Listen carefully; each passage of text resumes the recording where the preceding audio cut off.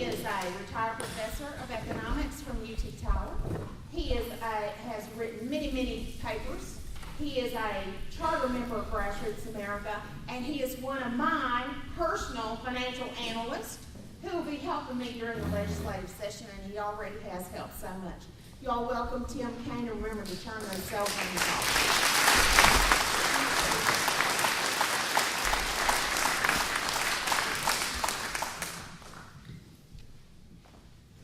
Well, when I got here today, I was a little edgy because of the election coming up. I was a little edgy when I got here this morning because of the election coming up, but as usually is the case, when I get through hearing Joanne speak, I feel good. Okay, I don't know exactly how this works. Okay, better. What I had thought was that prior to the election, it might be a good idea to go over some basic economic concepts, but I think probably, well, let's go ahead and do that. How many of you have voted early? Okay. So I realized with the scheduling of this that probably wasn't going to work. So here is the way I would suggest we look at this.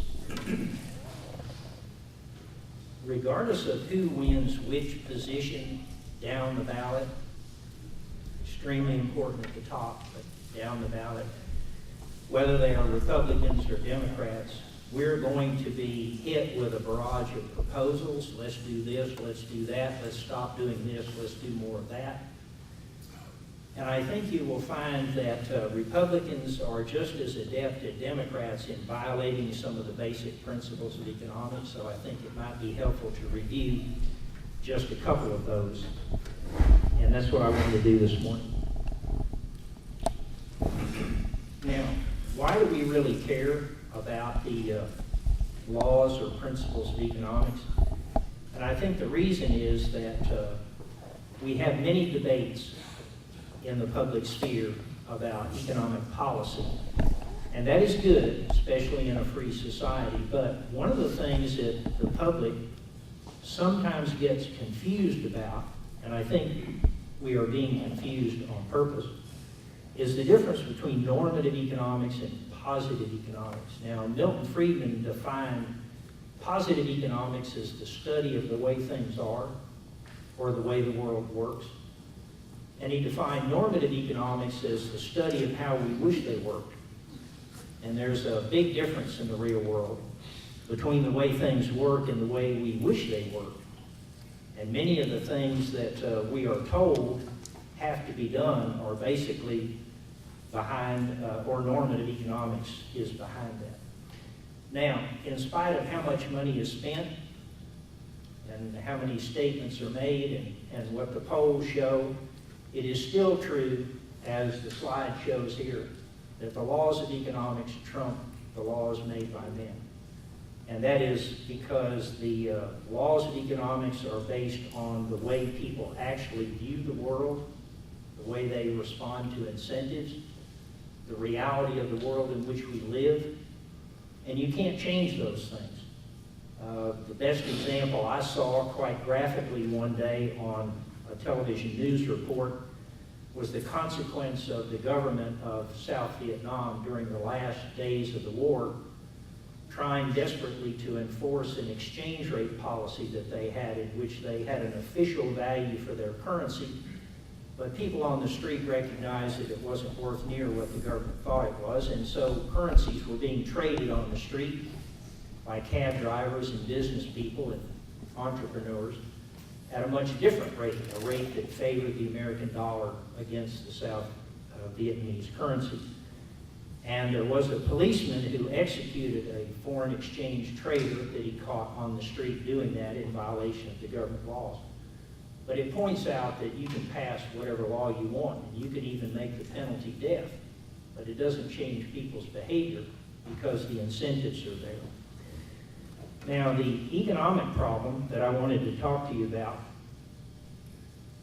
briefly is timeless and universal. And the problem is created by the fact that our wants, the things we would like to do or like to have, are virtually unlimited.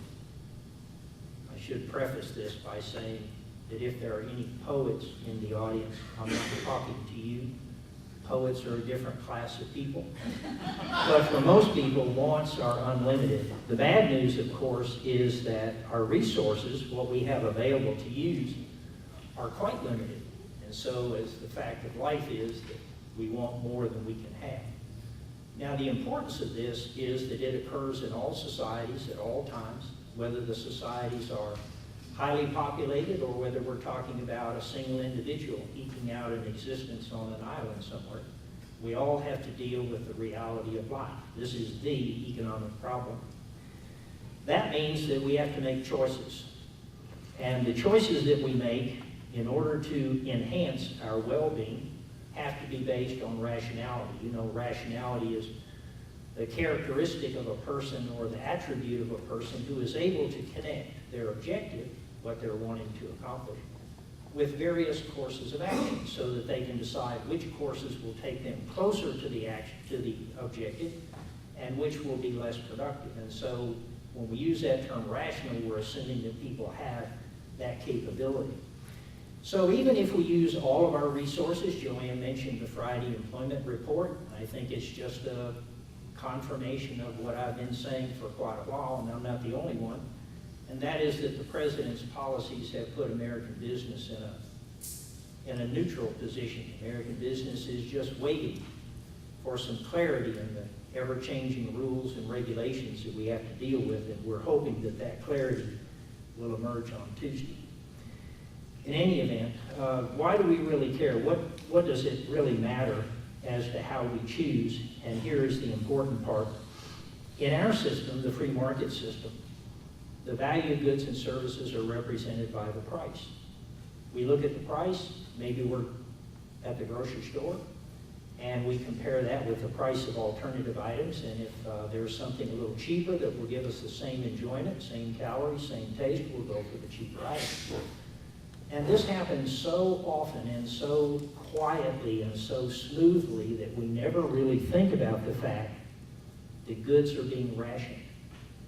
Now, the point I'm leading up to here is that there are other alternative methods of rationing things, making sure that the available supply will cover the most important needs that people have.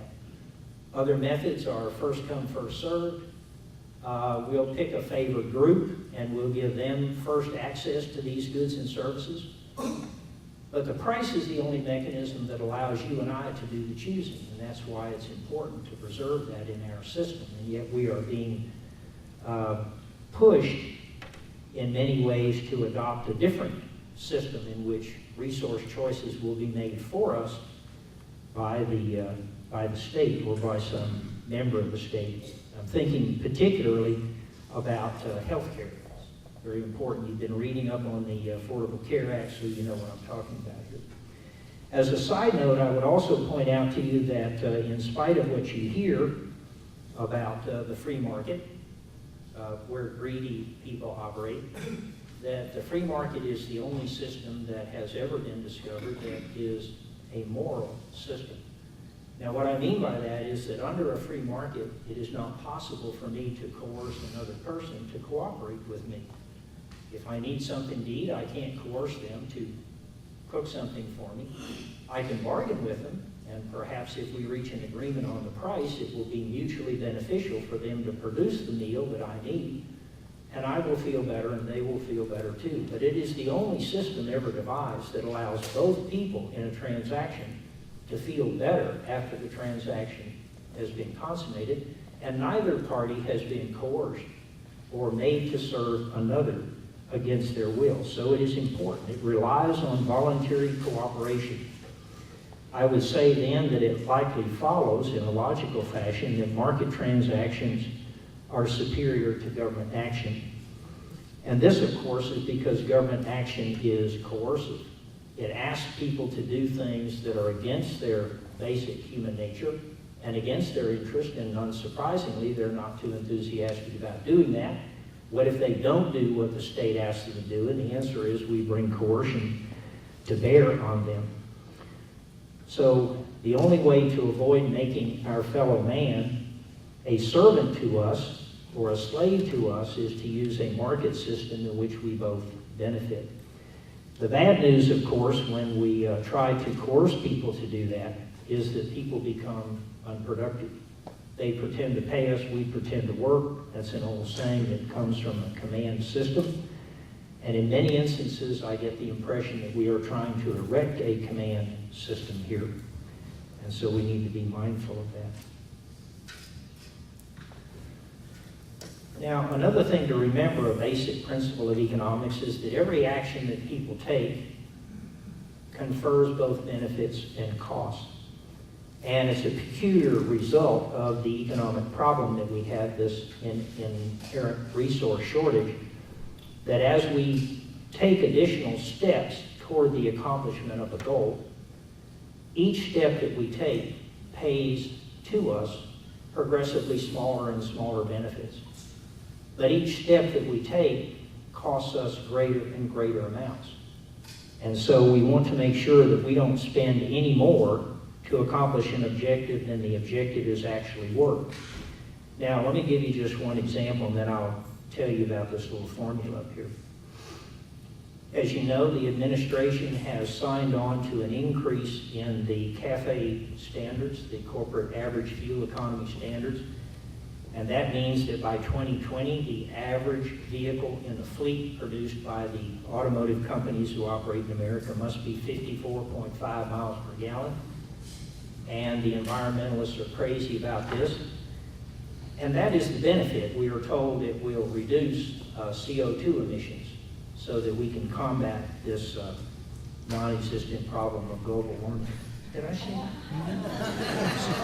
So, forget that. The formula says that if the marginal benefit of an action, which is simply the additional benefit, that's economies for additional. If the additional benefit of doing something exceeds the additional cost, then doing it will make us better off. And how do we know that? Well, for many people, we figure it out through trial and error. Well, we use this process all the time in our own lives. Well, what if the marginal cost is higher than the marginal benefit? Would you take that action? Well, no, it makes me worse off. Have you ever done that? Sure, I do it all the time. Would you ever do it again? Well, no, I try not to make the same mistake twice. So it's an error learning process that we use this little criteria. So the benefit is supposed to be reduced CO2. What are the costs? Well, the costs basically show up in a reduction in the weight of vehicles. You know, by 2014, the F-150 pickup is going to be aluminum instead of steel, and they're doing that in order to meet this requirement. But a study done by the National Highway Traffic Safety Administration concluded that every 100-pound reduction in the weight of a vehicle raises highway fatalities by 5.6%. Is that a cost of achieving a higher fuel economy? Well, sure. Are we having a national debate about that? I don't think so. I don't think we ever even mention the fatalities. But the fatalities are an important factor. Now, I think everybody understands this basic principle. I would never spend more for something than it is worth to me. Does everybody understand that? Pretty simple. Okay, we're going to have a test. I want you to get out a debit card or a credit card, and I want you to hold it up and see your card.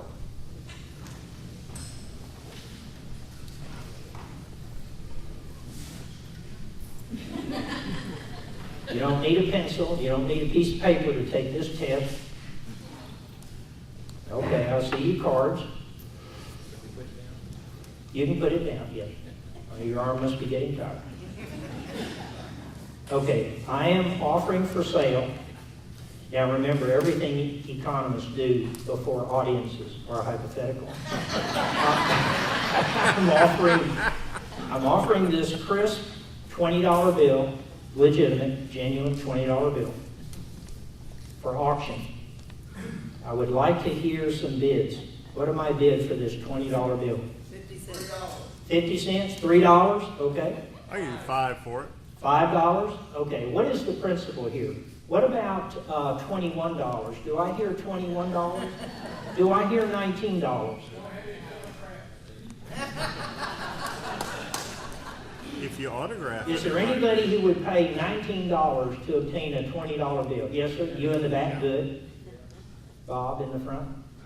Okay, now here's what you need to do. Give that card to somebody else at your table. So, exchange cards. You can do it figuratively. Okay, now let me ask the same question. What am I bid for this $20 bill? $21. Okay, you've got the point right there. So this principle, marginal cost and marginal benefit, is extremely important to the making of efficient decisions. Decisions that move us from where we are to a point that makes us feel better off. But the proposition only works when we are A, the person receiving the benefit, and B, the person paying the cost. What if I spend somebody else's money to achieve a benefit for myself? Well, that's not very good. Now, the good news is I know what I like. So if I'm using your money to pay for a vacation, I know where I want to go. But what if I use your credit card to pay for a vacation for a third person?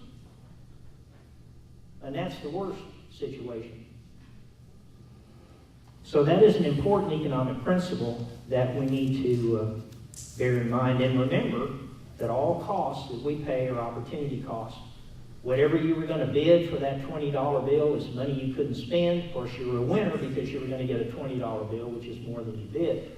But the point is that every cost means there is some other activity that we are not able to engage in because of that. Next proposition. People are motivated by self-interest. How many of you remember Joe the plumber? Yeah, I figured that. Joe the plumber was made to feel bad, I would say, by the president. He was made to feel as though wanting to keep more of his own money was in some way selfish or greedy. So I just wanted to make sure that everybody in here understands in the free market, when we hear the politicians after the election talk about things, that self-interest does not mean greed, nor does it mean selfish behavior. What does it mean? It simply refers to the fact that the only person who is in a position to know what you like and what you dislike, what your preferences are, is you. So in other words, the real synonym for self-interest is knowledge of oneself. That's all we're saying. The free market requires that people have knowledge of themselves. It doesn't mean that people are greedy. People are greedy all over the world, always have been. We have selfishness all over the world, always have. But that's not synonymous with self-interest. So, whether it's a Republican or a Democrat talking to us, we never need to be self-conscious or feel bad about being motivated by self-interest. It just means we know what is good for us.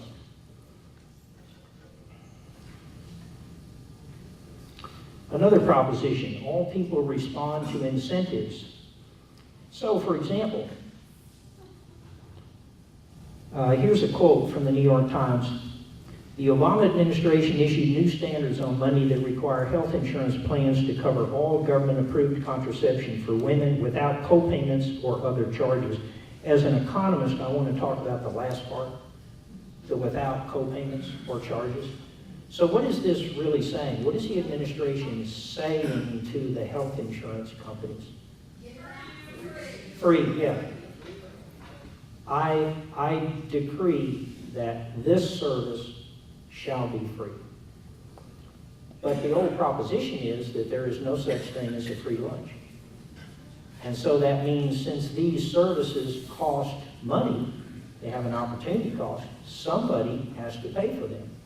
Well, we'll let the insurance company pay for them. Now, if we put some of these principles together, when we issue a requirement such as this, what's going to happen to the insurance companies? They're going to gradually cut back on health insurance and maybe even drop out, which may be the strategy. For some people on the left, I know that is the strategy, is to move us to a single payer system.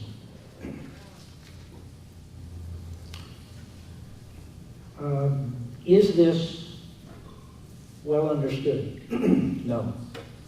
Here's Lois Capps, from California. She says the new requirement would, quote, ensure that women have increased access to the services they need to be healthy, end quote. Now, that suggests that there is in the real world people who actually believe that if people are not getting what they need, the solution is for the government to say to the producer or the provider, you shall provide this service, and everything's hunky-dory.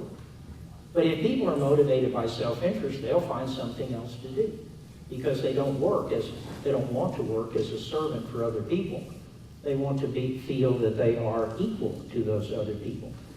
As a note, I would tell you that the Affordable Care Act already requires health insurance plans to cover preventative care services such as mammograms, colonoscopies, blood pressure checks, and childhood immunizations without copay, deductible, or other charge. Who's going to pay for that?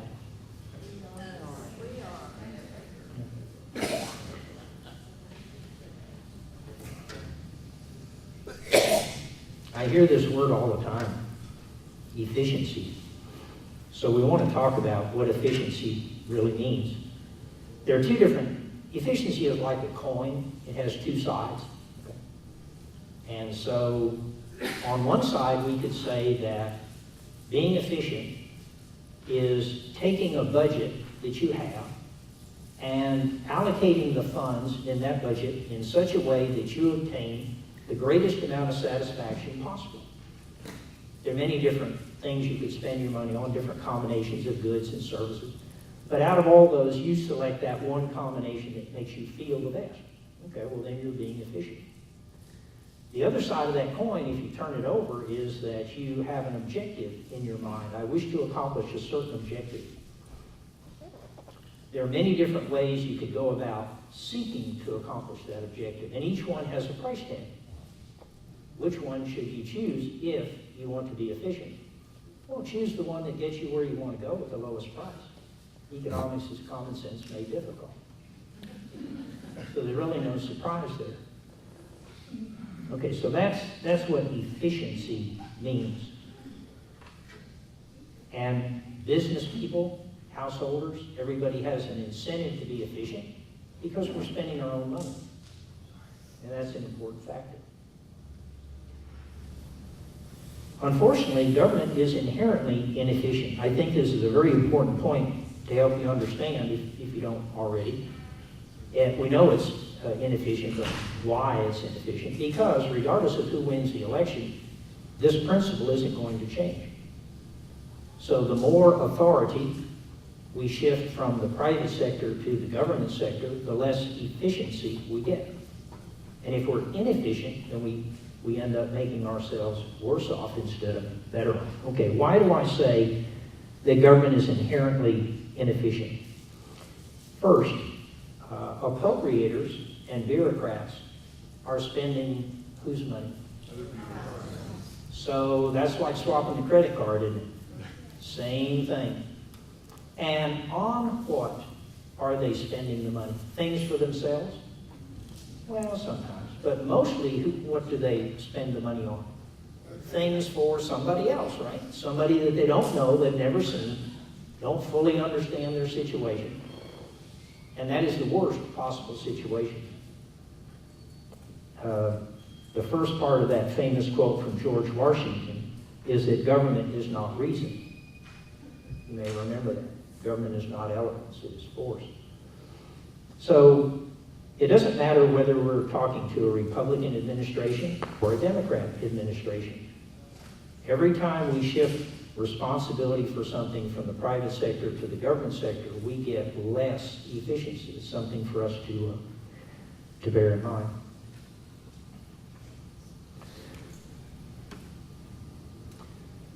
I've got an example up there from the Clean Air Act. has come into discussion in a number of the presenters that we have had related to environmental matters. The Clean Air Act, of course, is the act that the EPA is now relying upon to regulate CO2 gases when the Congress neglected to do so or refused to do so. And so it's an important thing. That's what's behind the increase in the mile per gallon standards that we talked about earlier. And this quotation comes from an environmental expert who has written one of the most widely adopted textbooks on economics of the environment. It said, if you're sitting in the back and can't read this, it says, quote, "The ambient standards from the Clean Air Act are required by statute to be determined without any consideration given to the cost of meeting them." Now let's think about it. What would that mean if we went back and we thought about that slide where we compared marginal benefit and marginal cost? Do you remember that? And I pointed out to you that as you're taking successive steps toward a particular objective, every time you take a step, you get a benefit, you pay a cost. Every time you take another step, you get another benefit, but it's a little smaller than the first one. And the cost is a little higher than the first one. So at some point, you're going to reach a point where the benefit becomes smaller than the cost, and you decide, okay, that's as far as I want to go. But what if there was no cost? Would you pursue a benefit of $50 billion if there was no cost? Well, sure, I'd do that. What about $50 million? Sure, I'd do that. What about $50,000? Sure, I'd do that. What about $50? Yeah, fine, I'm not paying. So the question is, how far will the standards be pushed? And the answer is until the marginal benefit is zero. Because this is an emotional thing for a lot of people. And yet if you spend, if you achieve a $50 billion benefit and spend $500 billion doing so, that means that the resources, that $450 billion difference, could have been used to provide people with some other good or service.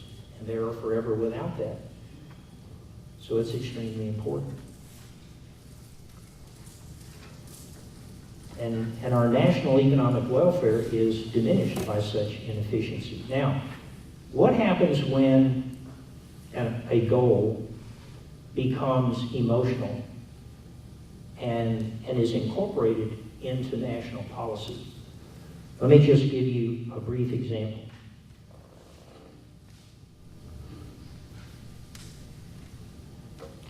These are the four basic components or sources from which we get electricity. And you can see from the chart that coal is number one. These figures, incidentally, come from 2011, and they come from the U.S. Energy Information Agency. So they're official U.S. government figures. So you have coal, natural gas, nuclear, and renewables. All of the renewables are lumped together there. That's why you don't see a separate category for wind and solar and, on and on. But I'll show you what those look like in a minute. But remember the 42%. What is the administration's perspective on coal? No, we don't like coal. We don't like coal. Whether it's clean burning or not, we don't like coal. So some people are probably thinking we could replace coal with green energy sources. Okay, let's think about that. This is a breakdown of the items that were lumped together in the previous slide under the term renewables. Okay, so what do we mean by renewables? You've got solar at 1%, geothermal at 3%, biomass at 11%, wind at 23%, and hydroelectric at 63%, although I guess you could say that hydroelectric is actually a type of solar power, since it's the sun that pulls the water up out of the ocean and deposits it in the form of snow in the mountains in the wintertime that makes that possible. But in any event, they consider it to be a separate source.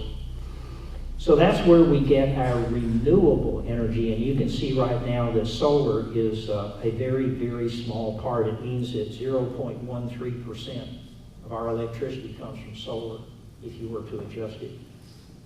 And again, this is from the U.S. Information Agency. Now, what do we do with that? Those sources? The answer is, of course, we use them to generate electricity. And so in this chart, you have millions of megawatt hours of electricity produced during the year 2011. And you'll notice at the top, there's coal. So if we were to round this number that you're looking at the top of that slide, 1,734, if we were to round that, we would say that coal produces or provides us with 1.734 billion megawatt hours of electricity every year. So it is the number one source. And then I've listed some of the other renewables there, hydroelectric and so forth. So replacing coal would mean finding another way to generate 1.734 billion megawatts of electricity. Now there is a gentleman, I doubt you can read that lower line there, so I want to read it to you, because if you have any interest in energy whatsoever, and if you are not intimidated by numbers, this is a book written by an engineer. His name is Robert Bryce, B-R-Y-C-E, and the name of his book is Power Hungry. And so these figures come from Robert Bryce's book. And they focus on the South Texas Energy Project. It's a 12,000-acre project in South Texas that contains 2 nuclear reactors. And those 2 nuclear reactors produce a combined 2,700 megawatt hours of electricity. And unlike solar, which works good only when the sun's out, or wind, which works fine when the wind is blowing, but not too fast, because it won't work then either. Nuclear runs 24/7, silently producing electricity. So he figured up that the 12,000 acres, or 640 acres in a square mile, means that the South Texas nuclear project that produces 2,700 megawatt hours of electricity, it occupies 18.75 square miles of area. The average wind project capable of producing the same amount of electricity, 2,700 megawatts, requires a land area of 869 square miles. And the same amount of solar collectors that would produce the same amount of electricity in the daytime, when it's not cloudy, is 156 square miles. Okay, so kind of keep those numbers in the back of your mind. So here's what it means. What if we wanted to divide the power we get from coal and say we want to get half of it from solar instead of from coal, and the other half we're going to get from wind energy instead of from coal. That way we don't need any coal. We just have green energy. So 50% of the electricity produced by coal at the present time would be 867,132,500 megawatt hours. And if we divided that by the number of megawatt hours in that 12,000 acre plot, we would need, and that would give us the number of such facilities we would need. And if we multiply that by 869 square miles, because each of those facilities would occupy that space, we would need only 279 million square miles.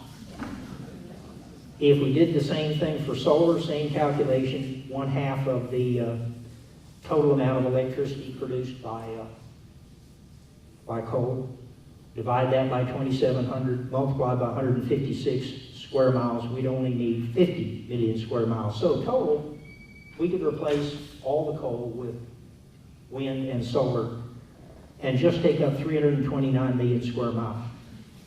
Now, the bad news is that the total surface of the earth, land, is only 196 million square miles. So I would submit to you that not a lot of thought's gone into this. And so I think probably that the pushing of these energy sources, if we were to look behind the curtain, we would not find an economist. Okay? I don't know who would be back there. A similar wizard, I guess, but there is not an economist. So I guess my conclusion is this, that I, like you, have high hopes that there will be a significant change on Tuesday. But what I would like to point out to you, or remind you, is that regardless of whether the Republicans win or they don't win, and which races they win or they don't win, we're going to have to contend with people who want the government to do more so that they can provide us with things that we desperately need. And they're going to tell us, some of them, that we should be thinking of others instead of ourselves. But you can't know others as you know yourself. Incidentally, just as a footnote, what is the proper way for self-interested people to be mindful of and sympathetic to the needs of others? Charity. That's right. Not government, but charity. So I appreciate your attention. If there are any questions, I'll be happy to have a go at them. One last thing before I get off the election. I wanted to point out to you that if you know people who have not yet voted, or even if they have for next time around, local races or whatever, that this organization, Vote Smart, I've written a website address down here, but really all you have to do is put